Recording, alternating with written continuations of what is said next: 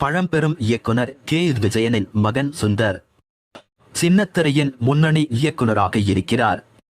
குங்குமம், ஜன்னல், ஊஞ்சல், அண்ணாமலை, நிறங்கள், அவைகள், செல்வி, அரசி போன்றவை இவர் இயக்கிய முக்கியமான தொடர்கள். ஆனால் சினிமாவில் மிக இளம் வயதில் படம் இயக்கியவர் இவர். தனது 18வது வயதில் ரேவதி என்ற படத்தை இயக்கினார். தொடர்ந்து வெளிச்சம், என்னருகே நீ இருந்தால் படங்களை இயக்கினார். பிறகு சின்னத்திரை பக்கம் சென்று விட்டார். தனது தந்தை இயக்கிய சட்டம், விதி, ஊசை, மங்கம்மா சபதம் படங்களில் உதவி இயக்குனராக பணியாற்றினார். குறிப்பாக விடுதலை படத்தில் ரஜினிகாந்தின் போர்ஷனை இயக்கியது இவர்தான்.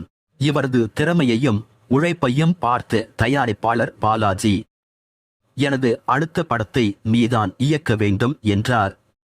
ஆனால் அவர் இயக்குனராக்குவதற்கு முன்பே மீரா பாலகோபாலன் என்பவர் அவரை இயக்குனராக்கிவிட்டார்.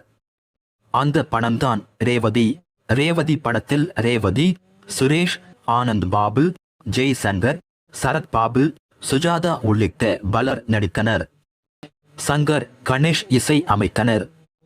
படம் போதிய வரவேற்பை பெறவில்லை.